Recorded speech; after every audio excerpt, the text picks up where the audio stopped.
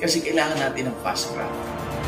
Maaaring sasabihin ng mga bangka operators na maglalagay si Governor ng fast track, what will happen to us?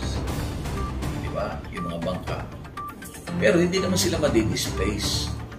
Ang importante lang, kapag medyo malakas ang dagat at medyo soon, merong isang bangka na malaki, safe, kayang tumawid.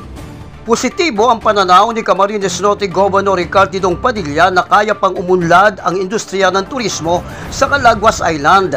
Ito ay sa pamamagitan ng komprehensibo at maayos na paglalapat ng mga plano upang mas mapaganda ang serbisyo ng tourism industry sa mga turista na papasok sa Calaguas Island.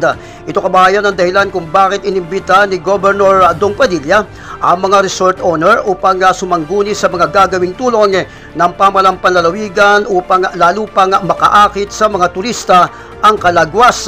Isa kasi sa problemang kinakaharap ng mga resort owner ay ang kakulangan sa supply ng kuryente dahil sa gabi lamang napapakinabangan ang generator set na ino-operate ng Camarines Norte Electric Cooperative.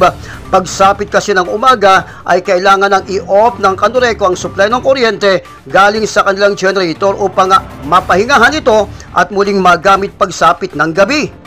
Bilang solusyon kabayan ng Padilla Administration sa kakapusan ng supply ng kuryente sa isla ng Calaguas, isa umanong solar investor ang nakipag-ugnayan kay Governor Dong Padilla upang magtayo ng solar panel na maaaring makapagbigay ng supply ng kuryente na aabot sa 1 megawatt.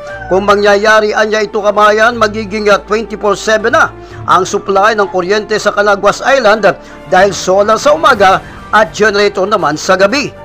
Inatasan na rin kabayan ni Governor Dong Padilla si Engineer Tobias ng Provincial Engineer's Office upang sukatin ang may pinakamalalim na area sa karagatan ng Calaguas Island na pagtatayuan naman ng wharf na magiging daungan ng mga malalaking bangka sakay ng mga turista bago pa makarating ng mahabang buhangin dahil hindi umano aplikable ang itinayong Centennial Wharf ng nakaraang administrasyon sa Bagasbas.